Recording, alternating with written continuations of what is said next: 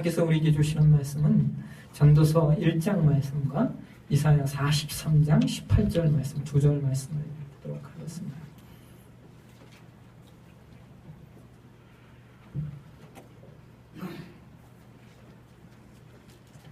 전도서 12장 1절 말씀,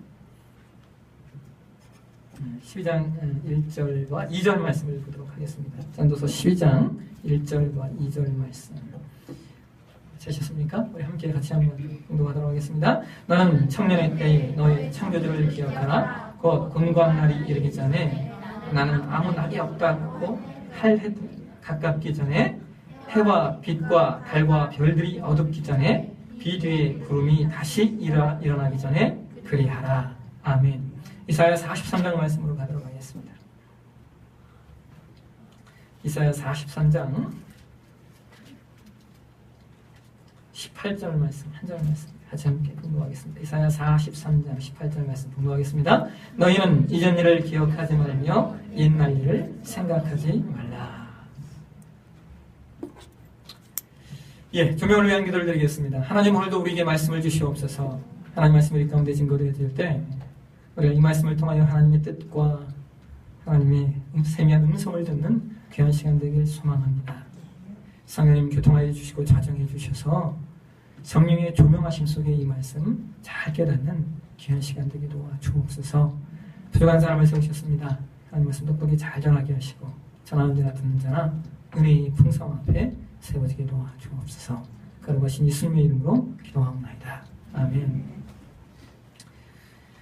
예, 오늘 맥주감사주의를 맞이해서 요한복음 강의 잠시 중단하고요. 오늘 몰록한 말씀을 가지고 기억해야 할 것과 잊어버려야 할 것이라고 하는 제목으로 말씀을 나누도록 하겠습니다.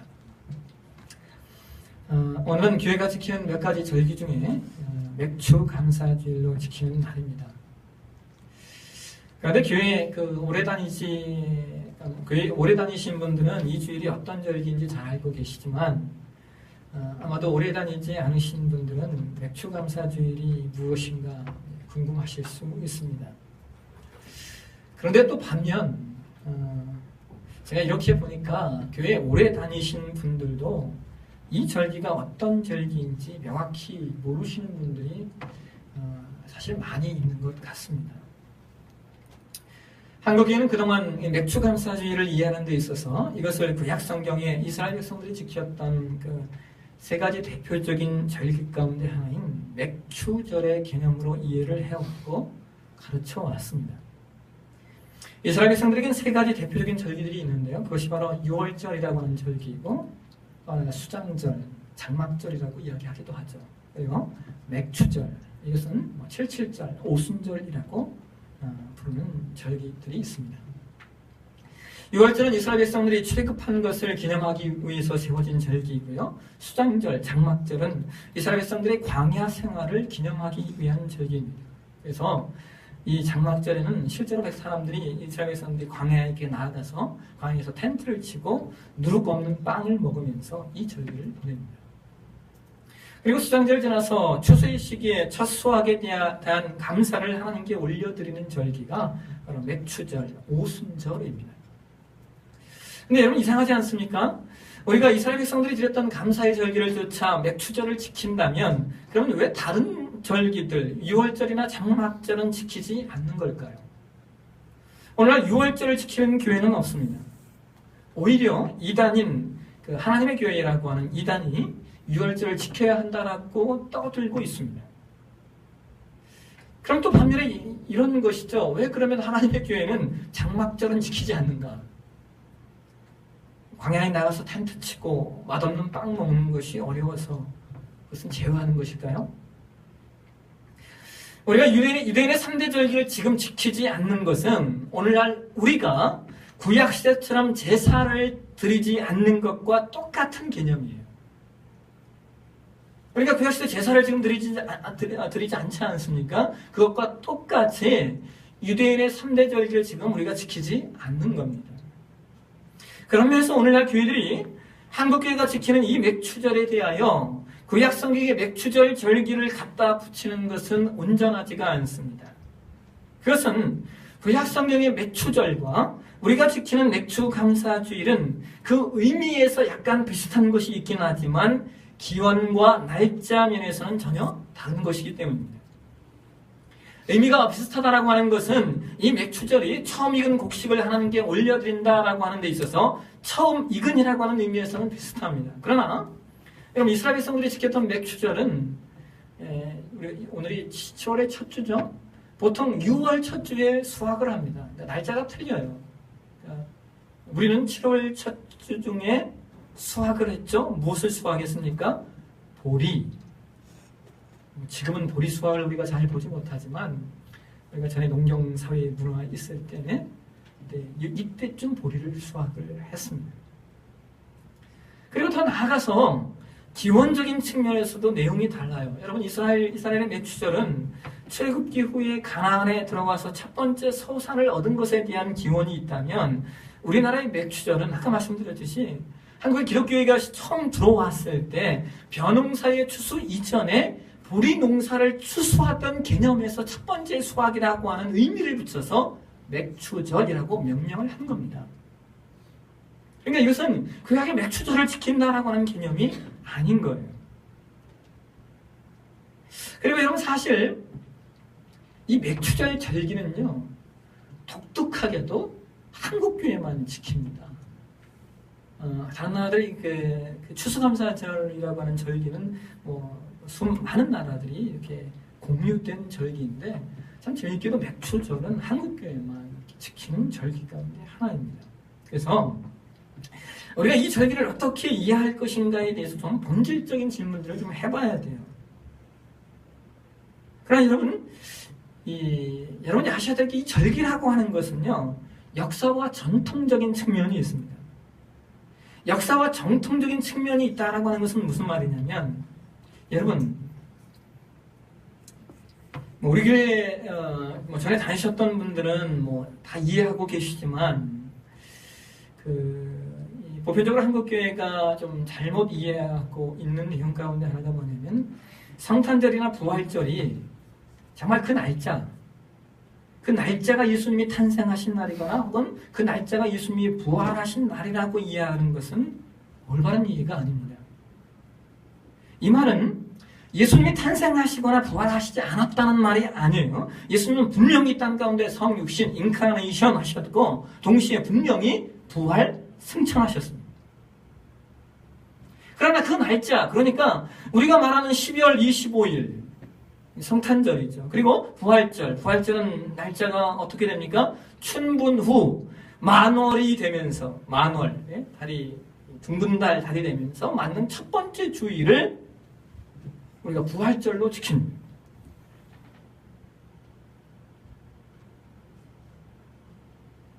그런데 이 날짜가 꼭 그날은 아니에요. 예수님이 언제 탄생하셨고 언제 부활하셨는가에 대한 역사적 기록이 없어요.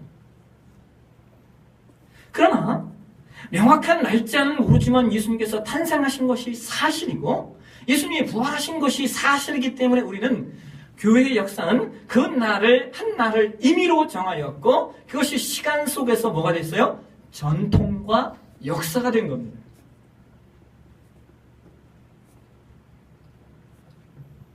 혹시 저 목사가 이상한 소리를 하네 라고 생각이 드시면 여러분 집에 가셔서 네이버에 검색해 보시면 됩니다.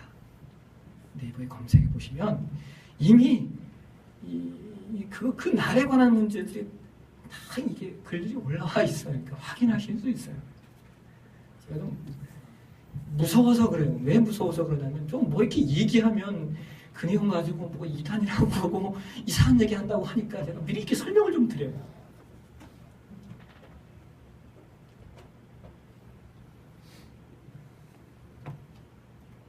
오늘 한국교회들이 이 절기를 여러분이 한국교회가 맥추감사절 주일을 지키고 있는 건 이것은 역사고 전통이에요.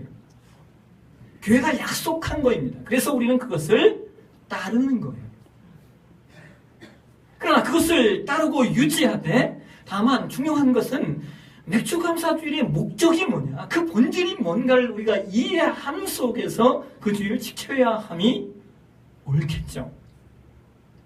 우리 신앙의 선배들이 이 맥주 감사주의를 형성한 배경에는 본질적으로 감사라고 하는 내용, 감사라고 하는 것이 목적이었어요. 그런데 그 감사가 무엇이냐?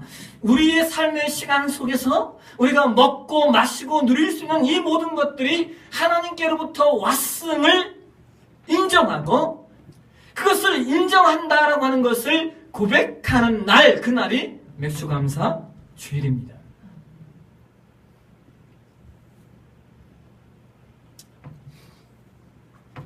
그러나 이 감사주일이라고 하는 것이 우리의 절기 속에 그 추수감사절이 후에 또 한 번 있지 않습니까? 그래서 이 맥주감사절과 추수감사절의 내용을 우리가 어떻게 이해하시면 좋냐면, 추수감사절은 한 해의 1년을 돌아보며 감사하는 주일이라면, 맥주감사주일은 한 해의 하프타임, 한 해를 이렇게 하반기를 시작하면서 상반기를 주님께 감사하며 보내는 날, 그런 주일이라고 여러분들이 이해를 하시면 좋겠습니다. 그래서 여러분, 오늘 이 맥주감사주일은 2014년에 한 해가 시작된 지 얼마 되지 않은 것 같은데, 그래서 벌써 한 해의 반이 지나갔다는 사실을 우리가 기억하면서 지나온 시간들을 조망하며 나머지 허락된 2014년의 그 6개월의 시간들을 우리가 어떻게 보낼 것인가에 대해서 우리가 함께 생각해 보는 시간이 되셔야 됩니다. 저는 오늘 이 시간을 두 가지의 상반된 키워드를 가지고 말씀을 나누려고 해요. 하나는 기억하라 라고 하는 단어이고요. 또 하나는 잊어버려라 라고 하는 단어입니다. 여러분, 이 두 단어가 얼마나 모순입니까? 기억하라와 잊어버려라 라고 하는 단어는 지극히 상반된 단어이죠. 그런데 이 두 단어는 우리가 우리의 삶을 영위하는 데 있어서 반드시 함께 있어야만 하는 단어입니다. 그렇다면 기억해야 할 것이 무엇이고 잃어버려야 할 것이 무엇일까요? 먼저 우리가 기억해야 할 내용들은 이런 겁니다. 오늘 저와 여러분이 공독한 말씀, 전도서 12장 1절 이하의 말씀을 통하여 성경은 우리에게 이렇게 말씀하고 있어요. 우리 함께 1절, 2절 그리고 7절 말씀을 우리 함께 한 목소리로 공독하도록 하겠습니다. 너는 청년의 때에 너희 창조주를 기억하라. 곧 곤고한 날이 이르기 전에 나는 아무 낙이 없다고 할 해들이 가깝기 전에, 해와 빛과 달과 별들이 어둡기 전에, 빛 위에 구름이 다시 일어나기 전에 그리하라. 흙은 여전히 땅으로 돌아가고 영은 그것을 주신 하나님께로 돌아가기 전에 기억하라. 여러분, 12장 1절에 여기 너는 청년의 때라고 하는 이 말을 우리가 표준세번역 성경에서는 이렇게 번역하고 있어요. 젊을 때. 젊을 때에 너는 너희 창조주를 기억하라 라고 하는 거예요. 그러니까 이것은 우리의 이 검은 머리의 시절이 다가기 전에, 아직 무엇인가 할 수 있는 힘이 있는 시간이 다가기 전에 우리가 해야 할 것이 있는데, 그것은 바로 먼저 우리를 창조하신 그분을 기억해야 한다는 것입니다. 왜냐하면 흙으로 만들어진 인간은 결국 흙으로 돌아갈 것이고, 반면 영으로 만들어진 우리의 영혼은 하나님께로 반드시 돌아갈 것이기 때문입니다. 그래서 신자는 이 땅에서의 시간이 한정적이고 동시에 이 땅에서의 시간이 모든 것이 아님을 기억하는 존재가 되어야만 됩니다.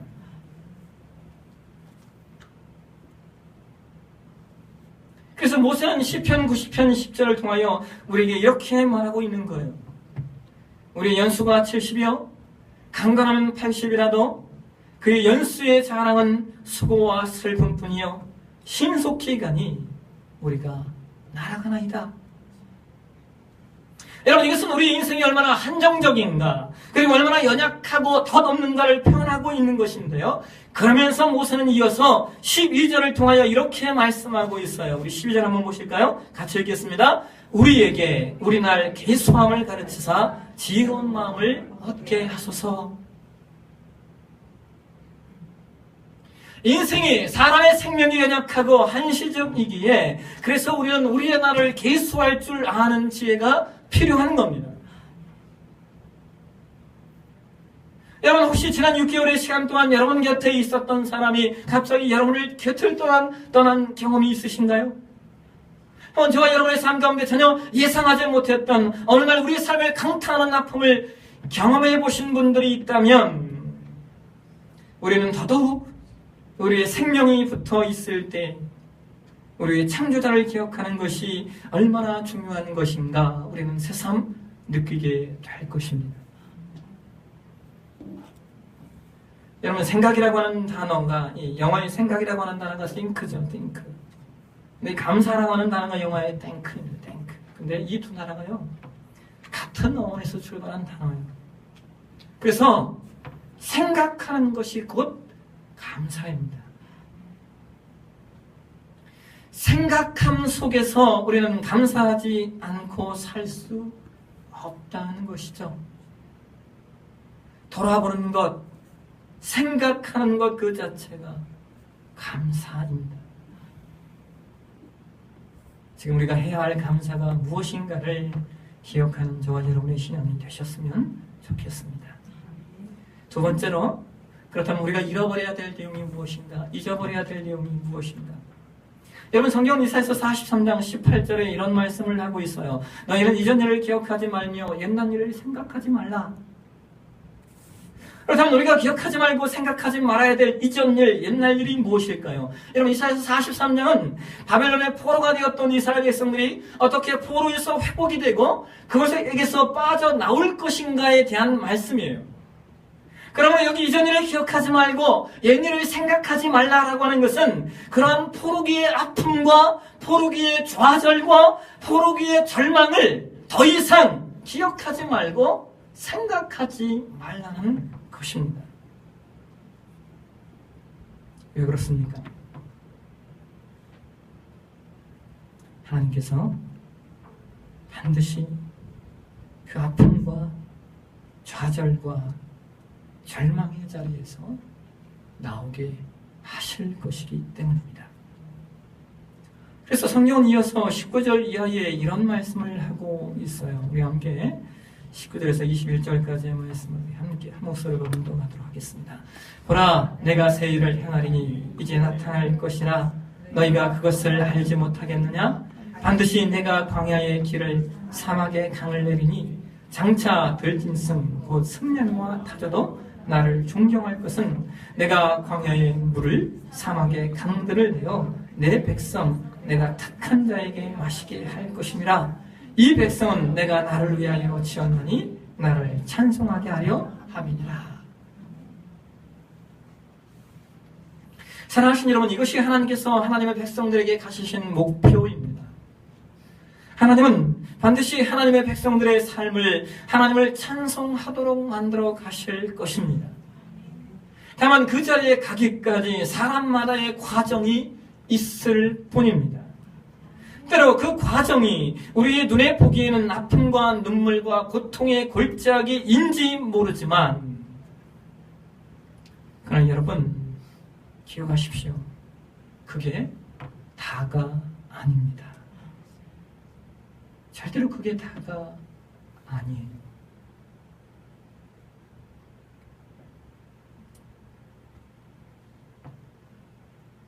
지난주에 한 글을 읽었어요. 근데 이 글은 아무래도 만들어낸 이야기겠죠. 만들어낸 이야기겠지만 참 마음에 깊이 와닿았습니다. 두 천사가 사람으로 가장을 하고 이 세상을 여행하고 있었답니다. 여행 도중 어느 부잣집에서 하룻밤을 보내게 되었는데요. 그런데 그 집이 아주 거만한 부자인데 아주 대단히 거만한 부잣집이었어요. 거만한 부잣집 사람들은 저택에 있는 수많은 객실 대신에 차가운 지하실의 비좁은 공간을 내주었답니다. 따뜻한 마룻바닥에 누워 잠자리에 들 무렵 늙은 천사가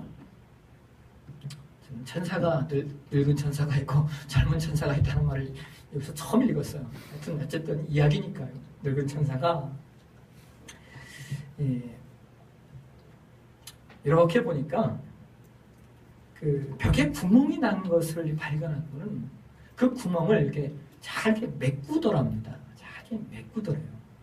그 모습을 보고 같이 다녔던 젊은 천사가 의아해하면서 이렇게 말했대요. 아니, 우리에게 이렇게 홀대하는, 이렇게 푸대접하는 사람들이 이게 왜 그런 선의를 베풉니까? 왜 구멍 났다고 그걸 이렇게 잘게 메꿔줍니까?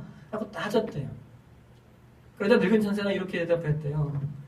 눈에 보이는 게 다가 아니라네. 눈에 보이는 게 다가 아니라네.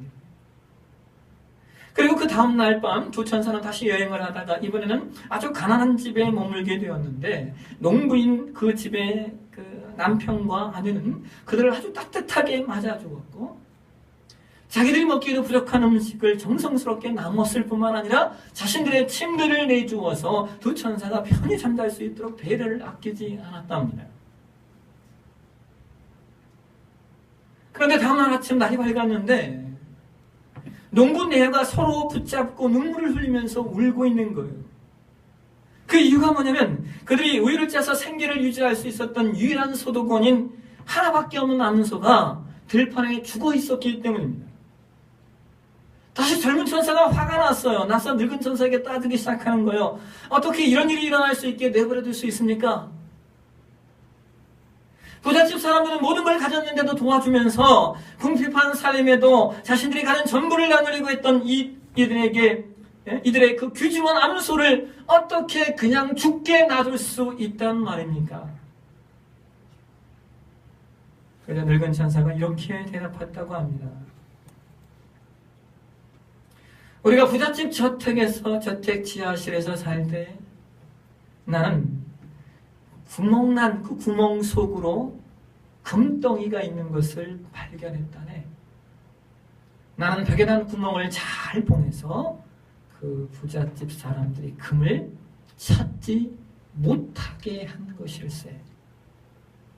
그리고 어젯밤 우리가 농부의 침대에서 잠을 잘 때는 죽음의 천사가 그의 아내를 데려가려고 왔었다네. 그래서 나는 그 대신 그 아내를 데려가지 말고 암소를 데려가려고 했지. 이보게 눈에 보이는 게 다가 아니라네. 그렇습니다 여러분. 우리가 살다 보면 이해할 수도 없고 도저히 이성적으로 납득할 수 없는 일들을 만나기도 하죠. 억울하고 답답한 마음이 날선 칼이 되어 자신의 주변을 상처 입히기도 하지만 그러나 여러분 눈에 보이는 것이 다가 아닙니다. 보이는 이면에 보이지 않는 우리가 알지 못하는 일들이 있습니다. 그래서 여러분 지나온 시간 여러분의 삶에 어떤 일들이 있었던지 여러분 그거 다 내려놓으십시오. 여러분의 삶을 압박하고 혹은 고통스럽게 되뇌이게 하는 지나온 삶의 과정들 여러분 그거 다 버리십시오. 그래서 빌립보서 3장 13절과 14절이 말하는 것처럼 형제자매 여러분 나는 아직 그것을 붙들었다고 생각하지 않습니다. 내가 하는 일은 오직 한 가지입니다. 뒤에 있는 것은 잊어버리고 앞에 있는 것을 향하여 몸을 내밀면서 그리스도 예수 안에서 하나님께서 위로부터 부르신 그 부르심의 상을 받으려고 목표점을 바라보고 달려가고 있습니다. 이 사도 바울의 고백처럼 뒤에 있었던 아픔과 실수와 고통들 여러분 다 잊어버리시고 하나님께서 우리에게 허락하신 하나님의 사랑과 하나님의 용서와 하나님의 목표를 기억하시면서 오늘 그리고 내일을 나아가는 저와 여러분의 시간이 되시길 주의 이름으로 축원합니다. 기도하겠습니다.